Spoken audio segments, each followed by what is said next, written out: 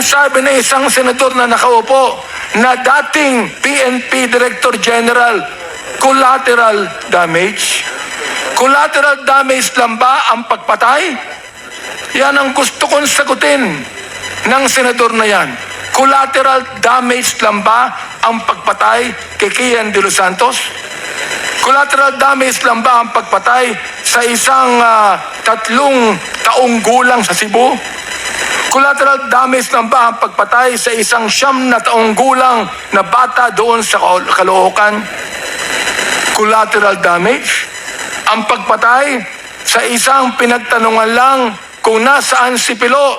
Hindi sa sinabi niya, hindi ko alam, pinatay yung pinagtanungan. Samantalang si Pilo ay buhay pa at naglalako ng drugs.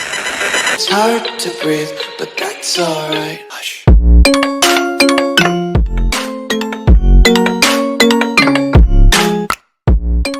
Andy Abante, you are recognized. Simon, Magandang umaga po sa ating senior Deputy Speaker, sa ating mga co-chair, sa ating mga colleagues at may inibitahan nating mga resource speakers ngayong umaga at sa taong bayan na nakikinig po sa aking tinig ngayon. Gusto ko rin makinig yung mga bashers natin. Gusto ko rin makinig ng mga bayaran ng mga trolls at bayaran ng mga vloggers. Gusto ko makinig kayo para makita niyo yung katangahan ninyo. Gusto ko munang banggitin, Your Honors, ang sinasabi po ng Biblia. Anong sabi ng Biblia sa Romans chapter 3? Hawak-hawak ko ang Biblia ngayon. In verse number 12, ang sabi rito, they're all gone out of the way. They are together become unprofitable. There's none that do it good, no not one. Their throat is an open sepulcher. Anong ibig sabihin ng their throat is an open sepulcher? Nanlalait, nang aabuso, nang iinsulto, nagmumura, naninira. Yan ang ibig sabihin ng their throat is like an open sepulcher. With their tongues they have used deceit. The poison of the asp is under their lips, whose mouth is full of cursing and bitterness. Their feet are swift to shed blood. Destruction and misery are in their ways, and the way of peace have they not known. Kung meron kayong Biblia, tingnan nyo kung anong sinasabi dyan. Ito ngayon ang aking mensahe, 3 lang Ano yon? Galit, respeto, pagmamahal. Bakit may Quadcom? Bakit nagsama-sama ang public accounts, ang public order and safety, ang dangerous drugs at human rights? Sapagkat pare-pareho ang mga taong pinapatawag namin to shed light on what is happening to our country. Ang proliferation ng illegal pogo sa ating bansa dahilan sa pagdagsa ng mga Chinese na mahigit kumulang na 300,000. Ang tanong ay ganito, sino ang nagbigay ng birth certificate sa kanila na naniniwala kaming fraudulently acquired? Paano sila nakakuha ng passport? Paano sila nakabili ng large tract of land samantalang marami tayong mga kababayan na wala man lang maliit na lupa na pagtatayuan ng kanilang bahay? Fraudulently acquired lands through bogus corporations. Sinabi ng dating leader ng past administration na ginawa niya ang nagawa niya sapagkat, as I quote, I love this country.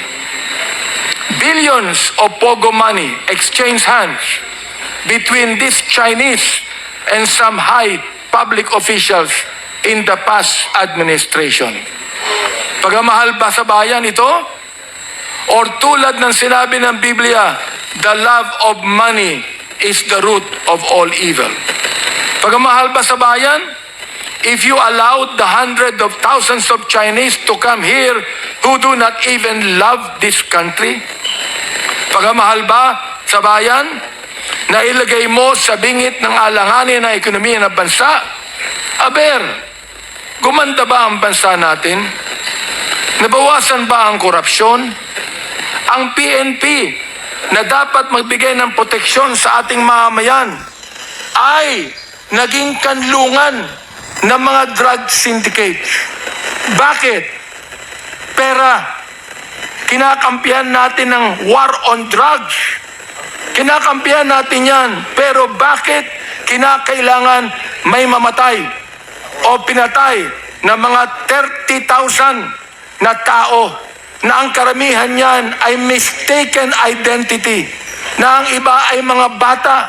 Ang sabi ng isang senador na nakaupo na dating PNP Director General, collateral damage. Collateral damage lang ba ang pagpatay? Yan ang gusto kong sagutin ng senador na yan. Collateral damage lang ba ang pagpatay kay Kian de los Santos?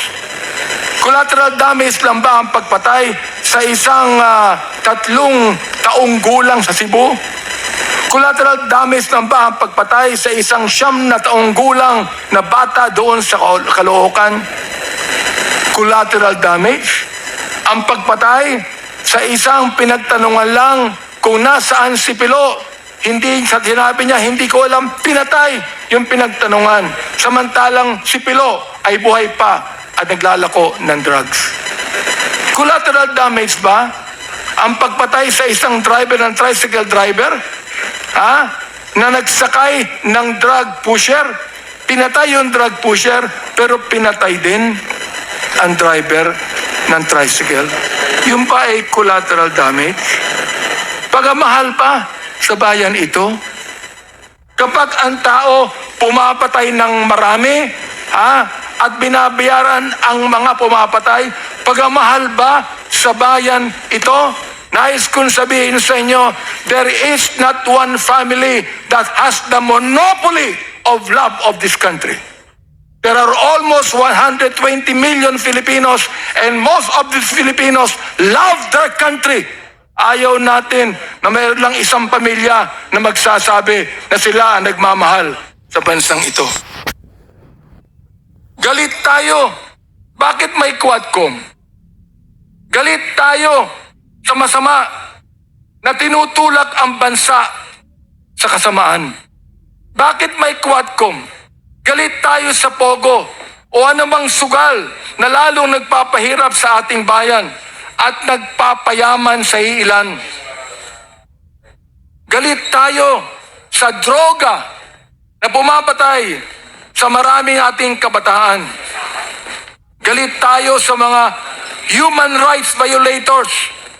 Ito man ay agents ng pamahalaan o NPAs o terorista o mga kriminal na naghahasik ng kaguluhan sa ating mahal na bayan. Hindi po tayo terorista. Ano po? Hindi tayo terorista. Hindi tayo komunista. Hindi tayo diktatorya. Tayo ay demokrasya na nagmamahal sa isang malayang bansa. May respeto sa saligang batas, sa karapatang pantao, sa mararangal na mga public officials, lalo na sa taong bayan. Ayaw natin ng proliferation of illegal gambling. Ayaw natin ng mga Chinese na gusto tayong sakupin.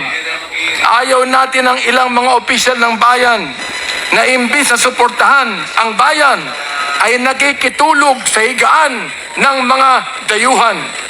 Ayaw natin ng illegal na droga.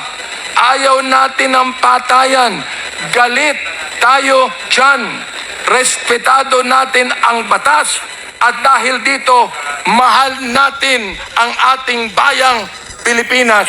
Yan, mga kaibigan, ang Quadcom. Kaya ngayon, nandito muli tayo. Tuloy po ang ating trabaho because we realize the gravity of the task before us. As a result of our hearings, we have already proposed legislation that will address the issues we have unearthed as we dug into the house and wife of extrajudicial killings. Pero hindi pa po natatapos sa pag-propose ng batas. As mentioned by our co-chair, Representative Barbers, we will also recommend the prosecution of those behind these monstrous killings. It is my hope, my prayer, that these recommendations are followed through so that justice is served for the families of the victims of the EJ case. Maraming salamat po, Mr. Chairman, sa pagkakataon binigay sa akin. Thank you, Congressman Benny Abante. The next to deliver his opening remarks. It's hard to breathe, but that's alright. Hush.